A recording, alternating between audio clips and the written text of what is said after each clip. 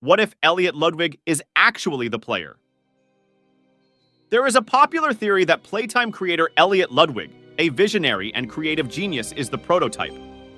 As we know, Playtime conducted a lot of experiments trying to transfer a soul from a dead body into a new body.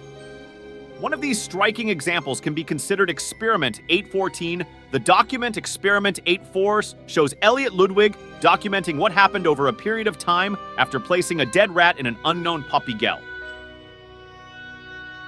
Eventually, the rat does not respond, and the documented events could not be fulfilled. Perhaps Elliot continued to experiment with the Poppy gel, and from this would later come new toys that would eventually turn into monsters. The purpose of these transference experiments was, among other things, to bring back Elliot Ludwig's dead daughter and wife. I guess putting Elliot's soul in the prototype kind of extended his life. Elliot didn't want to lose power in the company after his death, which is probably why he, as the prototype, instigated the mass uprising known as the Joy Hour that led to the deaths of many Playtime cover scientists and employees, forcing high-ranking employees to leave the factory. But to me, this theory is trivial, and I agree with it only partly, although it has all the evidence. From the usual wiki evidence to the fact that the developers borrowed a lot from the FNAF series. So why do I think Elliot and player are the same person? It may seem much simpler than at first glance. At one point in the game, an unknown voice addresses the player, accusing him of being absent during a certain period, namely happy hour. You come in here and you kill, murder, you pillage and destroy. Your presence was demanded 10 years ago and you didn't show up. 8/8/1995. You were supposed to be here. Why weren't you here? You missed the event. You missed the meeting. You missed the party. You had no right to be here. The player used to work for Playtime Co-eds when the company was active. But at an unknown time, they were presumably fired or laid off by the company because they either left their job to work for another company that makes more money, were replaced by another employee, or were laid off. Presumably, they left the company before their friends and co-workers disappeared from the factory for 10 years. The player is a determined individual who returns to the factory where people went missing 10 years ago and continues on their journey. Their determination seems to stem from redemption, as it is implied that they played a role in the experiments. They are very intelligent, as they effectively use the environment to their advantage, whether it be moving around, solving puzzles, or fighting monsters. The player also has more of an escape instinct than a fight instinct. He often runs away from monsters and only fights back when cornered and given the chance. But what did he do to return to the factory only 10 years later? I think the player is Elliot Ludwig. The developers of Poppy Playtime took a lot from FNAF, and maybe the basic premise was taken from there too. If you're not familiar with the FNAF series, which is strange, it's a series of horror games created by Scott Cawthon. The developers were largely inspired by this series of games and could take the same idea as Scott, that the main character of the first part of FNAF is Michael Afton. He is the main villain of the next parts of FNAF.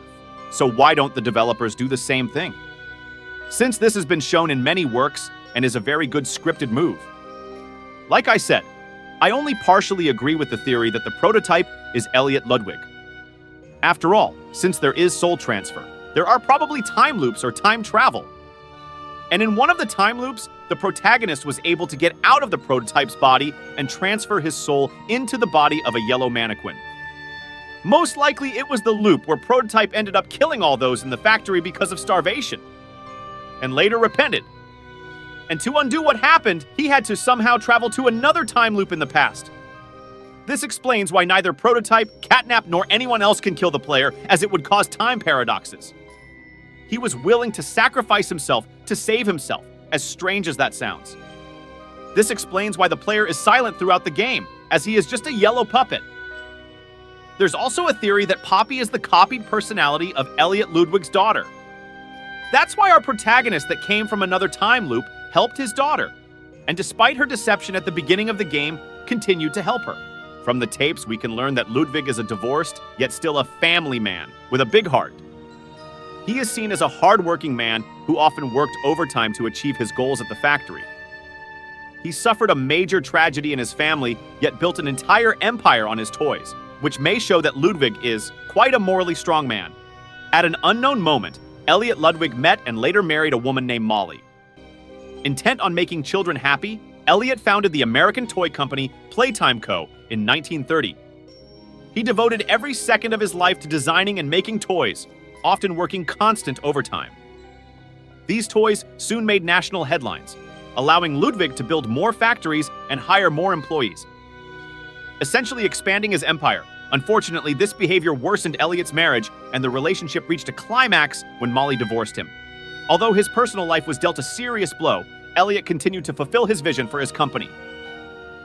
By 1950, Playtime Co. was considered the king of the toy industry, and Elliot had become a wealthy and successful entrepreneur.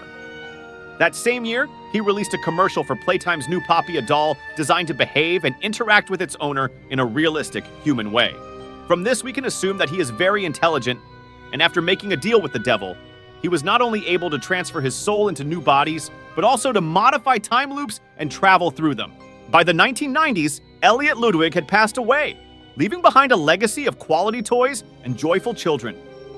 However, this legacy was called into question after the gruesome discovery of a disemboweled child in his estate. Following this discovery, Playtime Co. rushed to its founder's side and expressed a desire to clear his name. However, Elliot Ludwig's suspicious behavior before his death only stoked the flames of controversy, though the Playtime Co. remained resolute in its assertions. But it seems to me that he performed a ritual in his home by sacrificing a child to make a deal with the devil, and his death was a ruse to be used in the future. If you liked the video, you can check out my other theories on the channel. Write your theories in the comments and subscribe to the channel.